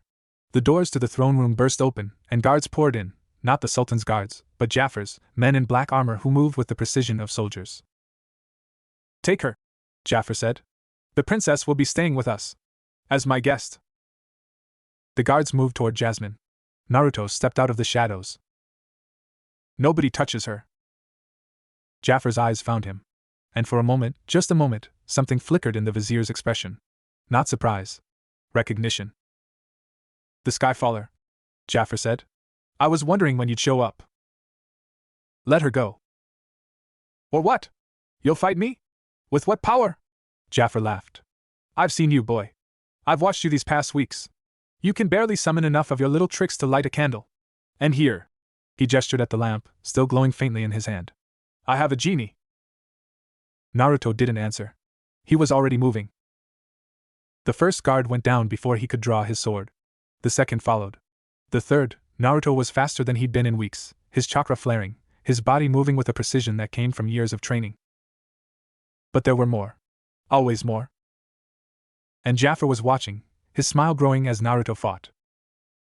Interesting. The vizier murmured. Very interesting. He raised the lamp. Genie! My second wish. The genie appeared, his expression wary. Yeah, about that. I want his power. The genie's eyes went wide. I can't. You're a genie. You can do anything. I can do a lot of things, but taking someone's power? That's not how it works. I can't just. Then take what he is. Jaffer's voice was cold. The thing inside him. The creature. Take it and give it to me. Naruto froze. He knows, the Kyuubi whispered. He's known all along. The genie was staring at Naruto now, his expression shifting from wariness to something else. Something that looked almost like fear. Kid, the genie said slowly. What's inside you? Naruto didn't answer. He couldn't. Because he could feel it now, the Kyuubi, stirring, rising, pressing against the walls of its cage. Let me out, the fox said. Let me out, and I'll destroy him. No. He's going to take me. Use me. You can't stop him. I said no. Jaffer was watching the exchange with hungry eyes. Do it, he said to the genie. Take it from him. The genie raised his hands. Naruto braced himself, expecting pain, darkness, the feeling of something being torn from his chest. But before the genie could act. No. Jasmine's voice cut through the room like a blade. She was standing between Naruto and Jaffer, her hands raised, her face set in an expression that Naruto had never seen before. You want power? She said. Then take it from someone who's offering. Not from someone who's fighting for his life. Jaffer laughed. And what do you have to offer, princess? Your father's throne? Your mother's jewels? None of that. My wish. The room went silent. Jaffer stared at her. The genie stared at her. Even the guards had stopped moving. What did you say? I said my wish. Jasmine's voice was steady. I'm of royal blood. I can enter the cave. And I can make a wish. She took a step forward. 3 wishes, actually. That's what the genie said, isn't it? 3 wishes for whoever rubs the lamp. You don't have the lamp. You do. She met his eyes. And you want me to use it. That's why you brought me here. That's why you need me alive. Another step. So here's the deal. You let Naruto go.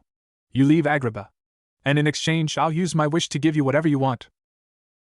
Jaffer's eyes narrowed. You'd sacrifice yourself for him? No. Jasmine smiled. It was a cold smile, the smile of someone who had nothing left to lose. I'm not sacrificing myself. I'm making a deal. You don't have any power to negotiate. I have the lamp. She was close now, close enough to touch him. And you need me to use it. Without me, your wishes are worthless. The cave won't open for you. The genie won't grant your desires. Her voice dropped. So yes, Jaffer. I have power. The only power that matters. The room held its breath. Jaffer stared at Jasmine for a long, terrible moment. Then he laughed. You think you can outmaneuver me? He said. You think a girl who's spent her whole life in a palace can outthink the man who's run this kingdom for 20 years? He raised the lamp. Genie, I changed my wish. The genie appeared, looking relieved. Finally. What do you want? Bind her. Jaffer pointed at Jasmine. Bind her to me. So that she cannot act against me. So that her will is mine. The genie's expression went dark. That's not. It's within the rules. You cannot make someone fall in love. But you can bind them. Chain them. Make them serve. Jaffer's smile was terrible. I've read the old texts, genie. I know exactly what you can and cannot do. The genie looked at Jasmine. Looked at Naruto, who was still frozen, still fighting to control the Kyuubi's rising fury. Kid, the genie said quietly. I'm sorry. He raised his hands. And the world went white. Naruto woke on the floor. His head was pounding. His chakra was gone, not weak, not distant, but gone. The Kyuubi's presence was a whisper, a memory, something he could barely feel. He pushed himself up. Looked around. The throne room was empty. No guards. No Jaffer. No Jasmine. Jasmine? His voice echoed off the walls. No one answered. He ran. Through the corridors, the gardens, the courtyards. Everywhere was empty, silent, abandoned. The palace that had been full of life just hours ago was a tomb. He found the Sultan in his chambers. The old man was sitting on the floor, his robes tangled around him, his face blank. She's gone, the Sultan said. His voice was hollow. He took her. Where? The cave. The Sultan looked up. He needs her to enter. And now that she's bound to him, now that she can't refuse. He closed his eyes. He's going to use her to get the lamp's full power. And then. He didn't finish. He didn't need to. Naruto was already moving. He found Aladdin in the tunnels, still weak from his wounds, but awake. When Naruto told him what happened, the boy's face went white. He bound her, Aladdin said. That's not just power. That's slavery. That's. I know. Naruto's voice was raw. I need to get to the cave. Before he makes his third wish. You can't go alone. I don't have a choice. Aladdin grabbed his arm. Yes, you do. I know the way. I've been there. I can get you there faster than anyone. You're hurt. I'll manage. Aladdin's grip tightened. She's your friend. But she's my friend too. And I'm not letting you face him alone. Naruto looked at him. At the bruises on his face, the bandages wrapped around his ribs, the fire in his eyes. Okay, he said. Together. They ran. The desert at night was a different world. Without the moon, the sand was black, the sky a bowl of stars that Naruto was finally starting to recognize. The air was cold, colder than he'd expected, and the wind carried the smell of dust and something else. Something ancient. Aladdin led the way. For someone who'd been beaten half to death the night before, he moved with surprising speed, his feet finding paths in the sand that Naruto couldn't see. He knew this desert. Had grown up in it, learned its secrets, its moods, its lies. He'll be at the cave, Aladdin said, not slowing. It's a day's ride from the city. Less if you know the shortcuts. And if he's already made his wish? Aladdin was silent for a moment. Then we deal with it. Naruto pushed himself harder. His chakra was still gone, he couldn't feel it at all now, couldn't feel the Kyuubi's presence beyond a faint warmth in his chest. But he was still a ninja. Still trained. Still faster and stronger than any normal person had a right to be. They ran through the night. When the sun rose, they kept running. The heat was brutal, the sand endless, but Naruto didn't stop. Couldn't stop. In his mind, he kept seeing Jasmine's face. The way she'd looked at him before Jaffer bound her. The way she'd smiled. Together. He'd promised. And he'd broken it. Not again. Never again. They reached the cave at midday. It was exactly as Naruto had dreamed it. A gaping mouth in the side of a mountain, carved from the rock by hands that had been dust for 1,000 years. The entrance was shaped like a tiger's head, jaws open wide, teeth made of stone that glittered in the sunlight. And standing at the entrance, Jaffer. He was alone. No guards. No genie. Just him, in his sultan's robes, the lamp in one hand and a chain in the other. The chain was attached to Jasmine. She was on her knees, her wrists bound, her face pale. When she saw Naruto, her eyes widened. No, she said. Naruto, go back. Jaffer laughed. Too late for that, princess. He tugged the chain. Jasmine stumbled forward, her legs barely holding her. The cave opens only for one, Jaffer said. One with royal blood. Or one the cave deems worthy. He looked at Naruto, his smile widening. I've been thinking about that. About worthiness. About the boy who fell from the sky. Let her go. Naruto's voice was low. This is between us. Oh, it's between all of us. Jaffer pulled Jasmine closer, until she was standing beside him, the chain wrapped around his fist. You see, I've been researching your world, Naruto. The world of the ninja. The villages. The wars. He tilted his head. The demon inside you. Naruto's blood went cold. The Kyuubi, Jaffer said, savoring the word. The nine-tailed fox. The most powerful of the tailed beasts. And it's inside you. A boy who fell from the sky into my kingdom. He laughed. Do you know what I can do with that kind of power? With a wish and a demon? Genie won't help you. Genie will do what I command. Jaffer's eyes glittered. I have 2 wishes left. One to bind the demon to me. One to... He shrugged. Well, I haven't decided yet. Naruto took a step forward. Then another. Let her go, he said again. And I'll give you what you want. The Kyuubi. My power. Whatever you want. Jasmine's face went white. No. Naruto, no. Quiet. Jaffer yanked the chain. Jasmine gasped, stumbling to her knees. I said let her go. Naruto's voice was ice. Or what? Jaffer laughed. You have no power here. Your demon is silent. Your chakra is gone. You're just a boy in a desert far from home. He was right. Naruto could feel it, the emptiness where his power used to be, the silence where the Kyuubi's voice had been. He was weaker than he'd ever been. Weaker than when he'd graduated the academy. Weaker than when he'd faced Mizuki, when he'd made his first shadow clone, when he'd first felt the fox's power surge through him. But he was still standing. I don't need power to beat you, Naruto said. Jaffer laughed. And what do you have? Naruto didn't answer. He ran. The chain was the first thing to go. He hit it with a kunai, not at the links, but at the point where it connected to Jasmine's wrists. The metal shattered. Jaffer stumbled back, surprised, and in that moment of surprise Naruto was there. He hit Jaffer in the chest. Not hard, his strength was nothing without chakra, but hard enough to make him drop the lamp.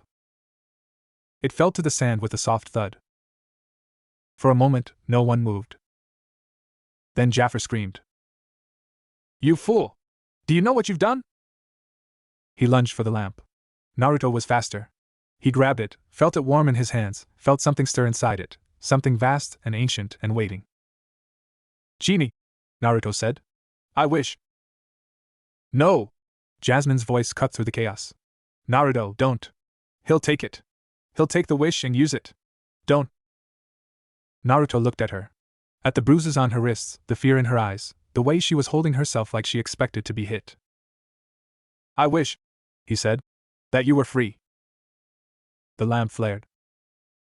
And Jasmine's chains fell away. Not just the metal ones, the ones Naruto had broken. Something else. Something invisible. Something that had been wrapped around her since Jaffer had spoken his second wish. She gasped, stumbled, and for the first time since Naruto had entered the cave, she looked at him with eyes that were her own. You! She stared at him. You wasted a wish. On me. Wasn't a waste. Jaffer was staring at them both, his face a mask of fury. You little! He lunged for the lamp. Naruto threw it, not away from Jaffer, but toward Jasmine. She caught it, her hands closing around the metal, and for a moment she looked like something out of a legend. A princess with a lamp in her hands and fire in her eyes. Genie, she said. I have 2 wishes left. The genie appeared, his expression unreadable. You sure about this, kid? I'm sure. She looked at Jaffer. My first wish. I wish that all the power Jaffer took from Naruto be returned to him. The genie raised an eyebrow. That's not a standard wish. It's my wish. The genie looked at Naruto. Then he smiled. I like her. He snapped his fingers. The power that flooded back into Naruto was like water after a drought. Chakra filled him, burned through him, made him feel like he could lift the world. And in his chest, the Kyuubi stirred. Finally, the fox growled. Let me out. Not yet. He hurt her. He hurt your. Not yet, Naruto said again. I've got this. Jaffer was backing away now, his face pale, his eyes darting between Naruto and Jasmine. You think this changes anything? I'm the Sultan. I have the power. You have nothing. Jasmine's voice was cold. You used me. You tried to use him. And now. She held up the lamp. Now you have nothing. You can't. I can. She looked at Naruto. He's yours. Naruto didn't need to be told twice. He moved faster than he'd ever moved, chakra flaring, hands already forming seals. Jaffer tried to run, but there was nowhere to go. The cave entrance was blocked, the desert behind him, and Naruto was everywhere at once. Shadow clones. 12 of them. 24. They surrounded Jaffer, their hands raised, their faces grim. Give up, Naruto said. It's over. Jaffer looked at the clones. Looked at Jasmine, still holding the lamp. Looked at the desert stretching endless behind him. And he laughed. You think this is over? He said. You think one wish, one girl, one boy from another world can stop what I've started? He shook his head. This kingdom is rotten. Has been for years. The Sultan is weak. The people are hungry. And you. He pointed at Naruto. You're not even from here. You don't belong here. You never did. The words hit harder than Naruto expected. You don't belong here. It was true. He didn't. He was a stranger in a strange land, a boy who'd fallen from the sky, someone who would leave as soon as he found a way. But he was here now. I don't need to belong, Naruto said. I just need to stop you. He moved. The clones moved with him. And Jaffer. Jaffer screamed. It wasn't a scream of fear. It was something else. Something older. Something that had been building for years, decades, a lifetime of wanting and never having. Genie! He shouted. I have one wish left. My final wish. The genie appeared, his expression wary. What is it? I wish. Jaffer's eyes were wild. I wish to be the most powerful being in the universe. The genie's face went very still. You don't want to do that. I command you. That's not a command. That's a death wish. I don't care. Jaffer was screaming now, spill flying from his lips. I wish to be the most powerful. I wish to be a genie. I wish. Okay, the genie said. You asked for it. He snapped his fingers. And Jaffer became what he wanted. It was terrible. Not the transformation itself, that was almost beautiful, light swirling around Jaffer, reshaping him, remaking him. But what he became. A genie. Like the genie before him. Red instead of blue, with eyes that burned like coals and a laugh that echoed off the cave walls. Yes. Jaffer breathed. Yes. Finally. But he didn't have the lamp. The genie looked at him with something that might have been pity. You didn't think that through, did you? A genie needs a master. A lamp to return to. A bond that can't be broken. Jaffer's eyes went wide. What? You wanted power. You got it. The genie shrugged. But power has a price. He gestured. A lamp appeared, black instead of gold, etched with symbols that glowed faintly red. Jaffer stared at it, his new form flickering. No, he said. No, I didn't wish for this. Careful what you wish for, pal. The lamp pulled at Jaffer. He tried to resist, tried to fight, but there was no fighting it. He was smoke and light and power, and the lamp was where he belonged. He screamed as he was pulled in. A long, terrible scream that echoed off the cave walls and faded into silence. When it was over, the black lamp lay in the sand. Still. Quiet. The genie picked it up. Looked at it. Sighed. 10,000 years in a lamp, he said. You think you'd learn? He tucked the lamp into his robes and looked at Naruto. You okay, kid? Naruto was standing where he'd been, his clones gone, his breath coming hard. He looked at Jasmine, who was still holding the gold lamp, her face pale. Yeah, he said. I think so. The genie looked between them. Something flickered in his expression, something that might have been understanding,